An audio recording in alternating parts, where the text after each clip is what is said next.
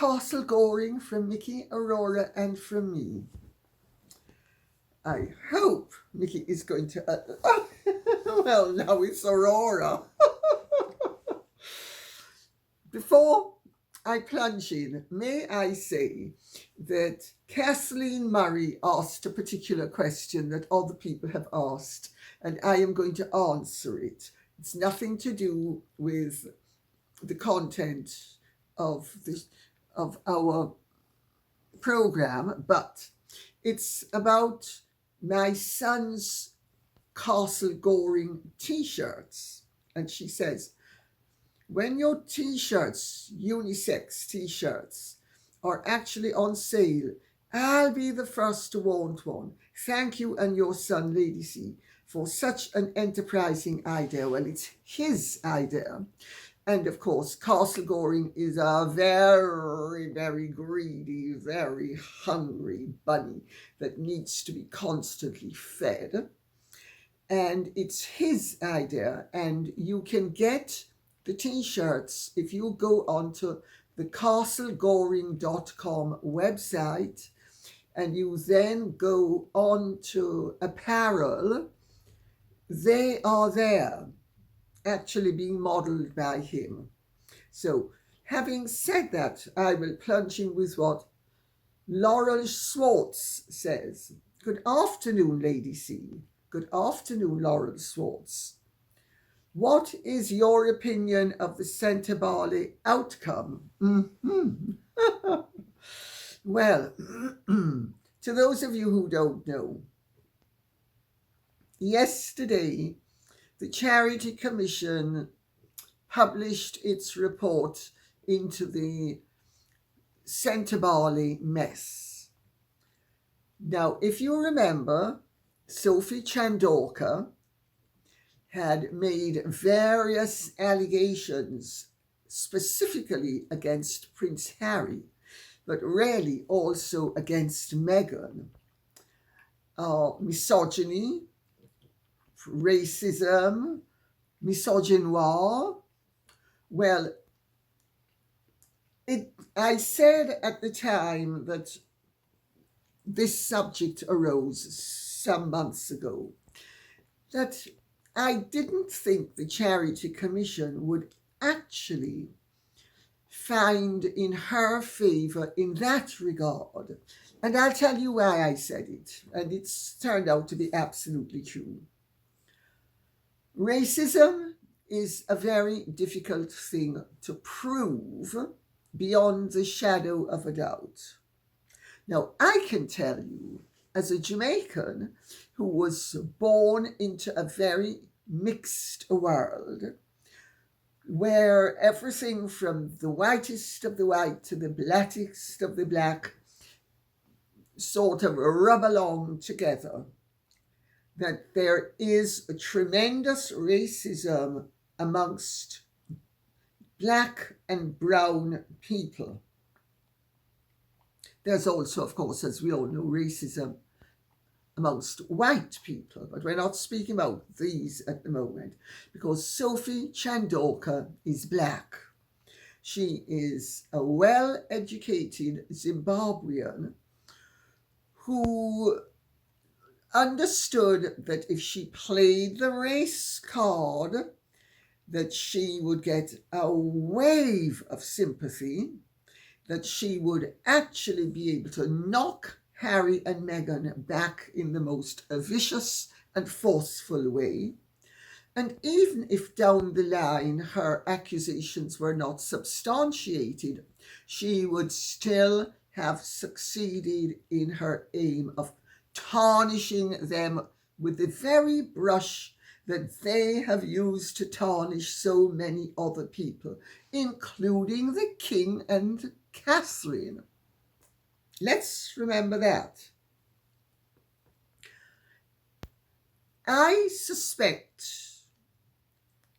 that Sophie Chandulora knew exactly what she was doing and did it, because she is very bright, she is very capable, she is a tactician, and just as how Meghan and Harry knew when they played the race and the sex cards, sex as in gender, not as in other stuff, which Meghan had Harry playing from the week after she managed to get their relationship on the front pages of the world's newspapers.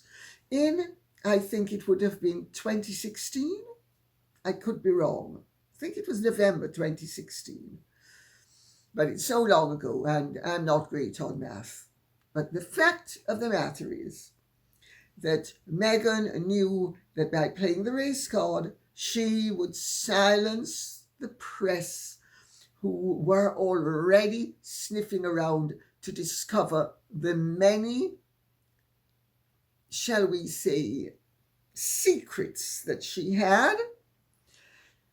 And once she played that race card and the gender card, that because she accused the press of both racism and sexism via Jason Knopf, that would muzzle them, which indeed it did. Now, I'll have to tell you, I've played the race card. When I was doing up Castle Goring, and I had an insufferable person who, her name was, if I remember correctly, Samantha Johnson. And she was in charge of the doing up of the castle. She was an absolute nightmare. And she, of course, didn't want me to have my Jamaican builders.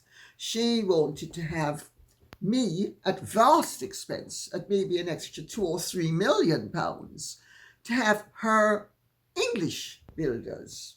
Well, the builders who came through her, whether they would have been all English or not is something else again. And she made the mistake of saying in a meeting, in front of everybody, words to the effect that, oh, but we can't have them. What would they know? They're Jamaican. And I accused her of racism. I played the racist card. I felt with some merit, but even if it had no merit, I'd have still played it because I wanted to muzzle the witch with a B, and I did. So anybody who is reasonably sophisticated will know what cards to play in a poker game as and when it suits them to knock the opposition out of the running.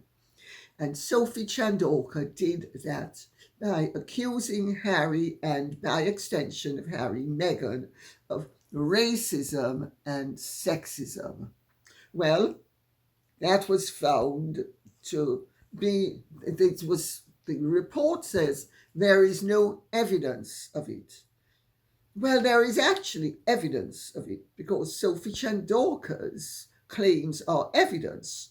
But what they really meant to say was there was no supporting evidence.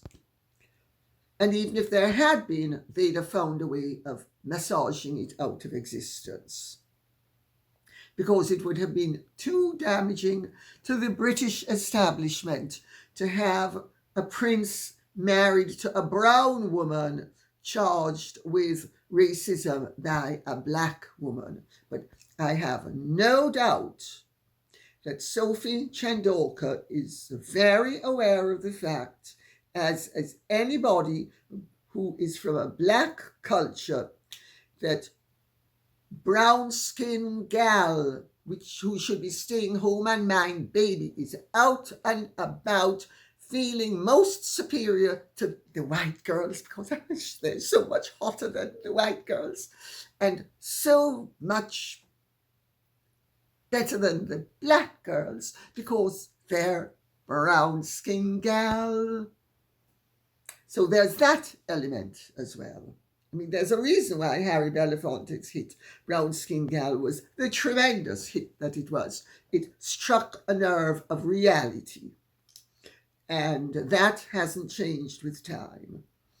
And the way Meghan behaved towards Sophie Chandulora would have triggered in Sophie Chandulora the knowledge that Meghan was playing the I'm superior to you card, and that whether she was doing it overtly or covertly, some of it was, I'm better than you. Look, I'm nearly white except when I bronze up, and you are black. And there's a reason why in the black communities there has traditionally been an expression called improving your colour, which Doria Ragland did and Meghan Markle did. So,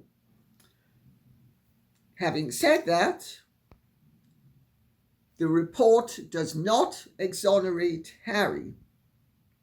On the contrary, it makes it absolutely clear that the fallout was devastating not only to the interests of the charity and that it should not have taken place, but to the charity world generally, and that it has caused disquiet and opened up the door to,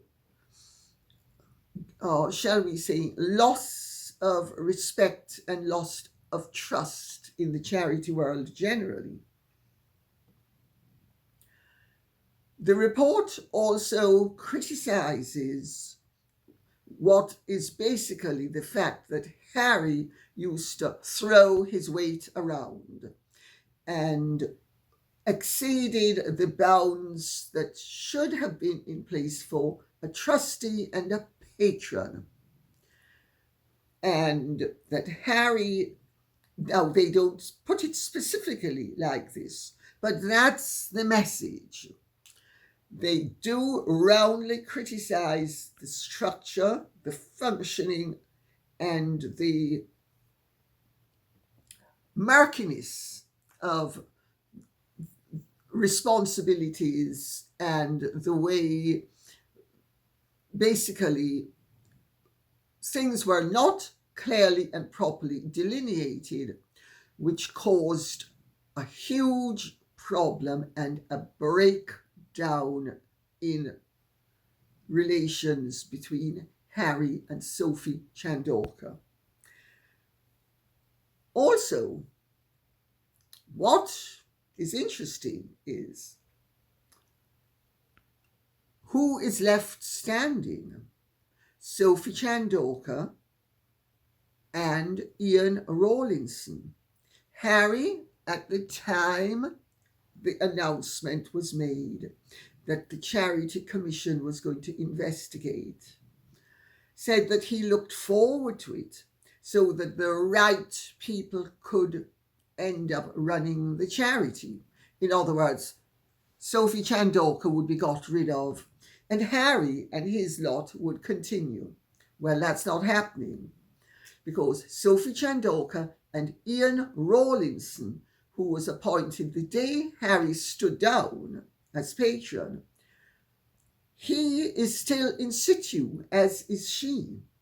Now, Ian Rollinson is a very interesting person because he was the chairman of the Tusk Trust for several years, which is one of Prince William's big babies. They're the Tusk Conservation Awards every year. William is the royal patron. William works very closely with Ian Rollinson and has done for years and trusts him. Not only was he appointed the day Harry stepped down, but he remains in situ. So what is the basic message of the report? That Harry was throwing his weight around, that there was murkiness, and basically there was an unacceptable structure in the charity, and that the whistleblower, who is Sophie Chandulora, whom he tried to dismiss when she fell foul of his demand that she lie and defend Meghan after Meghan had behaved so badly at polo, and not only created huge trouble for Sophie Chandulora personally and upset the whole mode of the event, but that she then demanded that Sophie Chandulora, because remember, Meghan is a proud, confident woman of colour, and Sophie Chandulora is just black. And that's what Sophie Chandulora picked up. That's why she accused them of misogynoir, and she was quite rightly spitting bricks about it.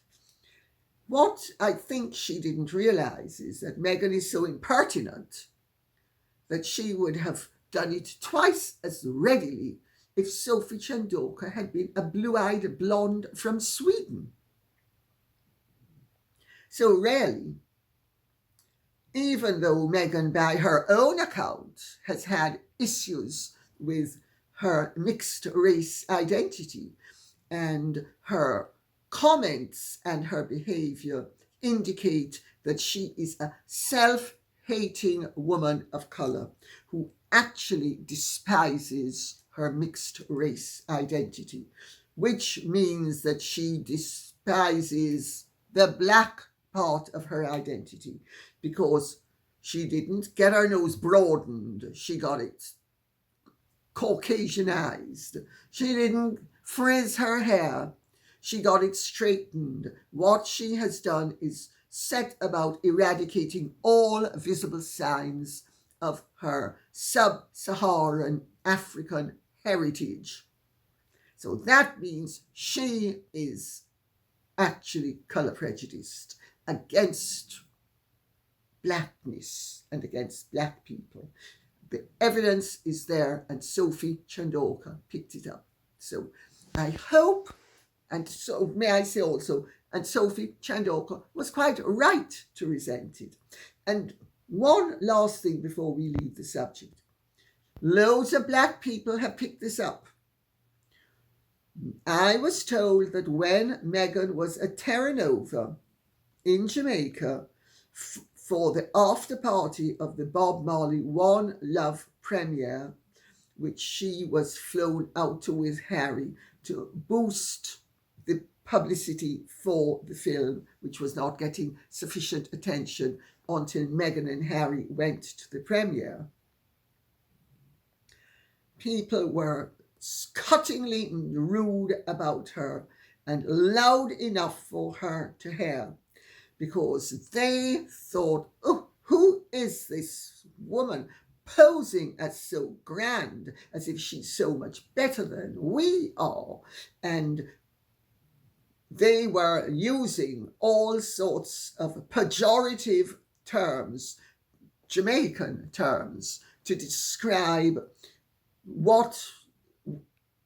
let me rephrase it, to describe why they disdained Meghan and violently disapproved of Meghan and didn't want to speak to Meghan, but wanted Meghan to overhear how much they disdained her, because Meghan had been passing for white, and then all of a sudden, when it suited her, she decided to embrace, but only in certain ways, her black identity, but not embrace it enough to ever be natural. Well, it would be very difficult to get the bulbous tip redone, because it's been cut down so much that the nose has collapsed in part. But she could certainly have her hair go natural.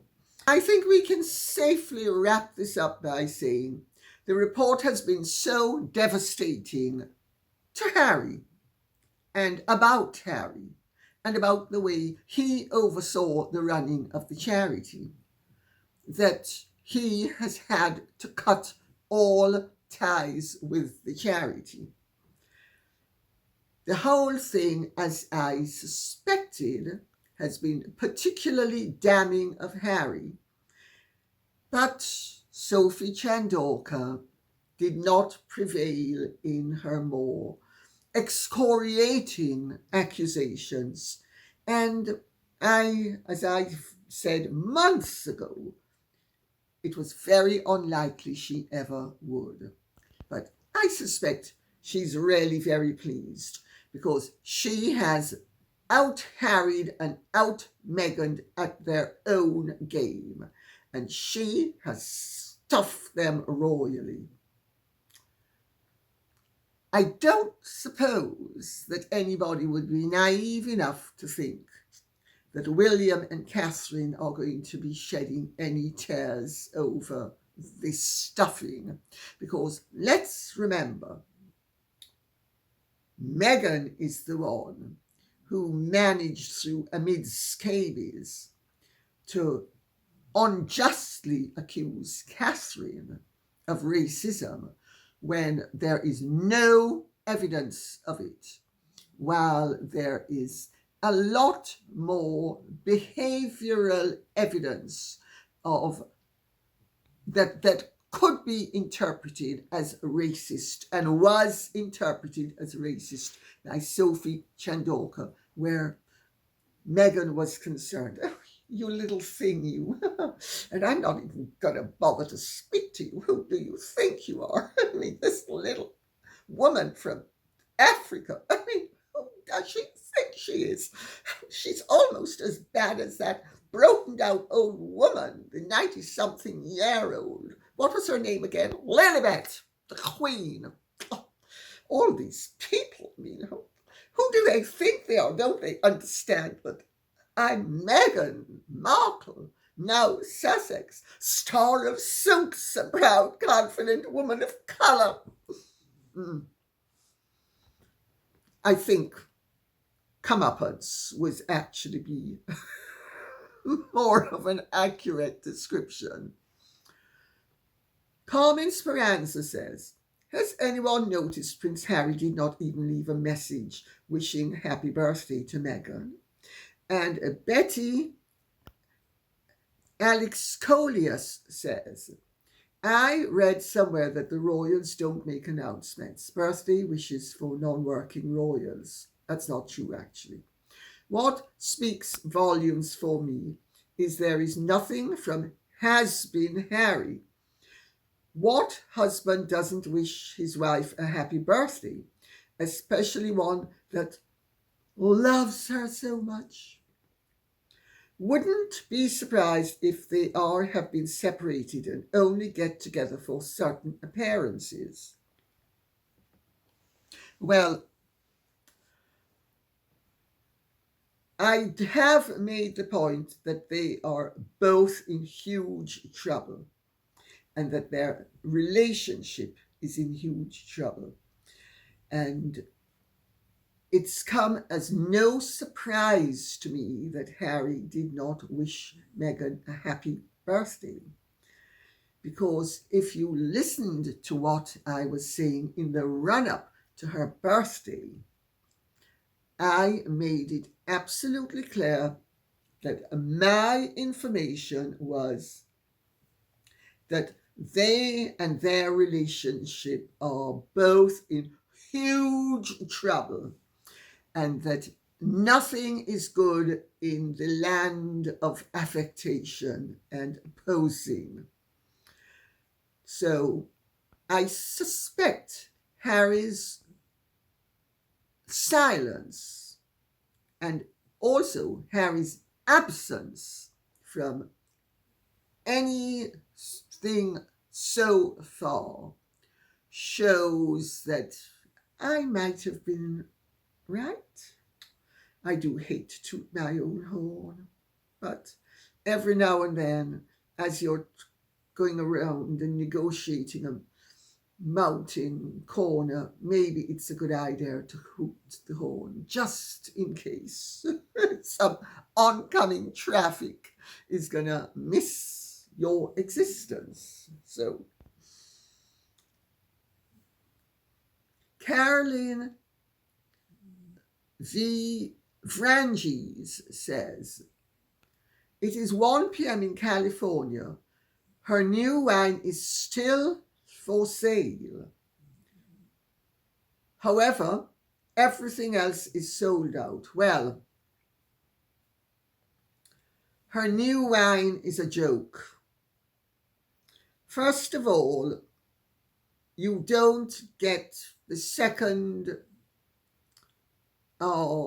pressing, so to speak, because a rosé is something that is bottled and sold very quickly, and anything that is being reordered by her company now is not the same as what was ordered originally, unless what was ordered originally was of such inferior standing that it wasn't sold out, and there is a sufficient amount left for her to be resupplied. Otherwise, it's a new supply.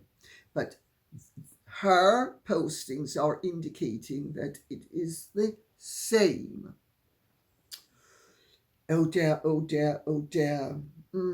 Well, my reading of the situation is really quite simple, and it's consistent with everything I have been told before and my lifetime's experience, having come from a family that was in business. So I'm not a total imbecile where business is concerned. And they ordered so little that it would sell out the first time, but this time they have restocked sufficiently because there has been so much observation and one could say criticism about the fact that everything sold out so quickly. And people like me, and I'm not alone in this incidentally, have shone a light on the fact that it is commercial marketing a tool to convince people that something is more popular than it is. And the way to do it is by having a very limited stock. And so they now have to try to jump over that hurdle, because if they had sold out immediately, then people like me would be saying, see, it's happened again. So that means that they have had to invest more to bring in greater stock, but it also means that there's not the interest there, because if there was a genuine interest there, it would have sold out more quickly than it has. So they are going to be losing money off this tranche of produce.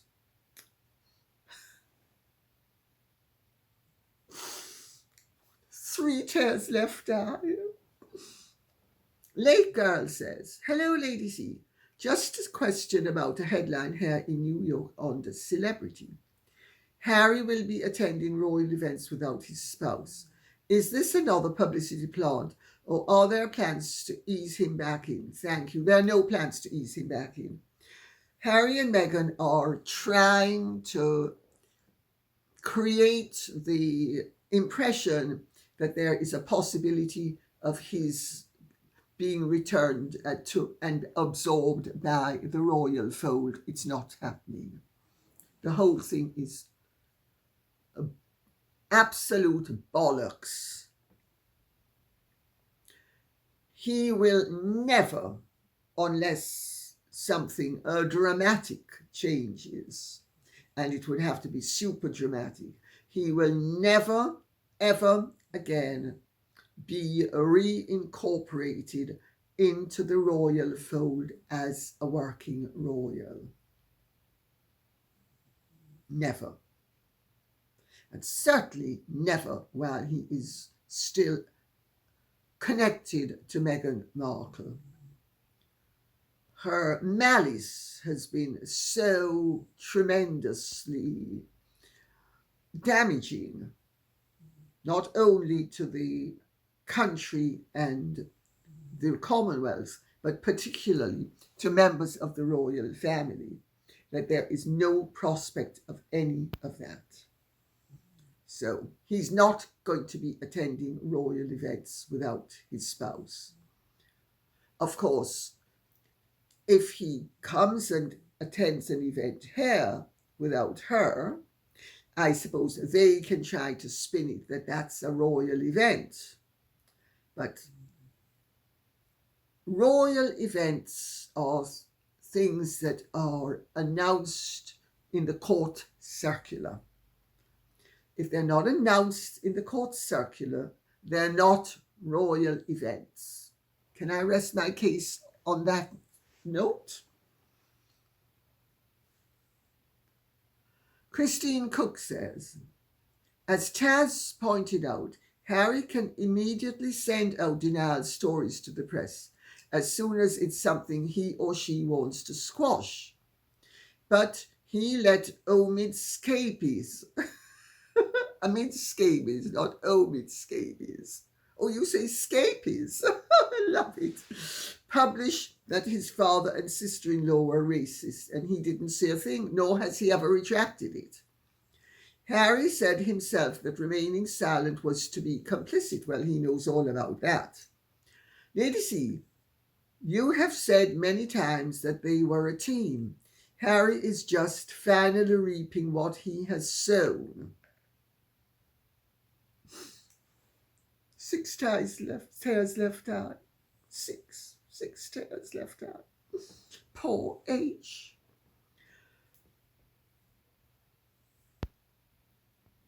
I actually have to say one cannot fail to have some pity, which is not the same as sympathy, incidentally, but some pity for someone who has been so pathetic as to allow somebody to encourage him to connect to his destructive side and to damage his family to the extent he has done, and has shown a total lack of decorum, dignity, loyalty, or understanding of the fact that people would be ghoulishly fascinated, but they wouldn't have respect for him or for her as a result of his conduct,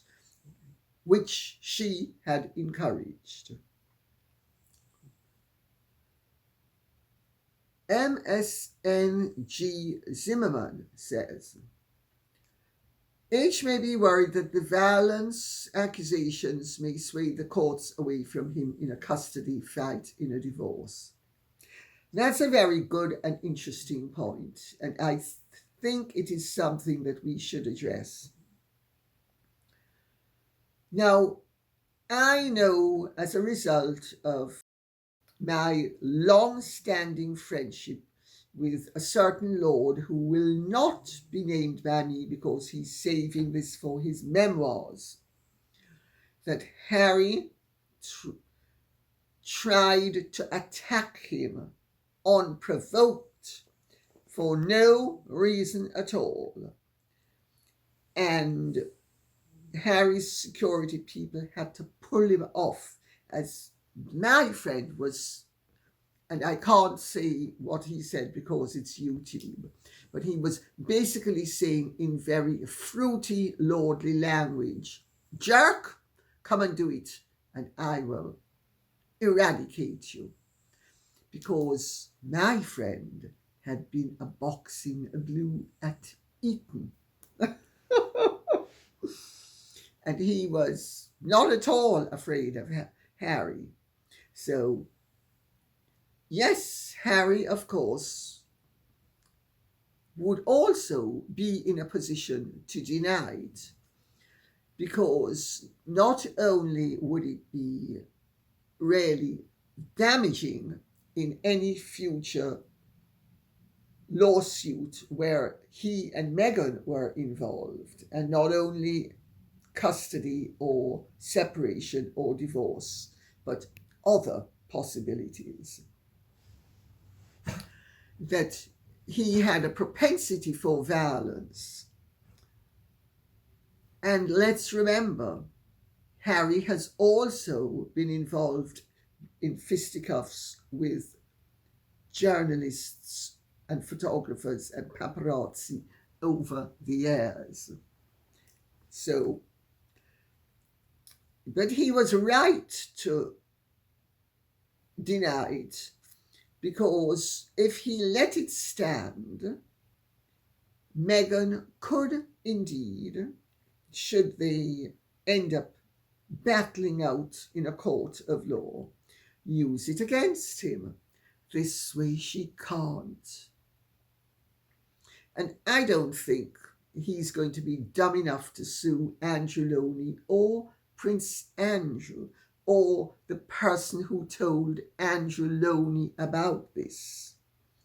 Now, as those of you who know what I'm speaking about, those of you who don't should be let in to the fact that I am actually alluding to a book that Angeloni, who incidentally is my literary agent, has written about the Yorks. Angeloni writes in his book about an incident where Prince Andrew said something to Harry that Harry didn't like, and Harry ended up, shall we say, in fisticuffs? Let's leave it at that. Catherine Mahoney, or Marnie, I don't know how she pronounces it, says, seems as if a lot in the media lately are trying to swing public opinion towards some sort of sympathy for Harry and his situation. The public is not that gullible. There's no way back for Harry at all. Meghan is irrelevant. No one cares one little bit about her speeches, business, PR stunts, or opinions. Well, Kathy Mahoney or Marnie, to an extent, you're right. Nobody actually cares anything about what Meghan says except her ever-diminishing circle of admirers. But that doesn't mean the interest is not there, because it is. When you have as grotesque a situation as you do with the Harry and Meghan saga, people don't care and people discount, but they still are looking at the train as it hurtles down the track, thinking, no, when's it gonna crash? And as I pointed out last year, that this year would be Harry and Meghan's comeuppance. And so it is proving to be. It's just taking a little bit longer, and it's a little bit more protracted, and it's not quite the one knockout blow that people hoped for. But then it never was going to be one knockout blow. And I never ever promised one knockout blow. But the mainstream media understand, as, Robert Jobson, who was a royal correspondent for the Express in 1992, said to me, and I'm going to explain it in what Robert said. I said, Robert, why is it that you people write so many lies about Diana when you know that what you're saying is lies? He said to me, Georgie, if we wrote the truth, the public wouldn't like her anymore. and she wouldn't be so popular, and therefore we wouldn't be able to be selling the number of newspapers that we do on the back of her popularity. Well, the mainstream media understand that the danger at the moment with Harry and Meghan is that they are becoming so unpopular and so disliked generally that the public, the mainstream media fear that the public will lose all interest in Harry and Meghan unless they can somehow revitalize his, I should say resuscitate, actually, his likability sufficiently for people to care what his fate is. Because when you dislike someone, you may be interested in watching the denouement, but you don't really care about anything except, I want to get this over with as quickly as possible. So what the mainstream media is trying to do, are trying to do, media is plural. What the mainstream, although many people say it is a singular, but media is the plural of medium, it's Latin. What the mainstream media are trying to do is rehabilitate Harry sufficiently so that people will care sufficiently about him for them to continue the ongoing saga. And to achieve that, they need to also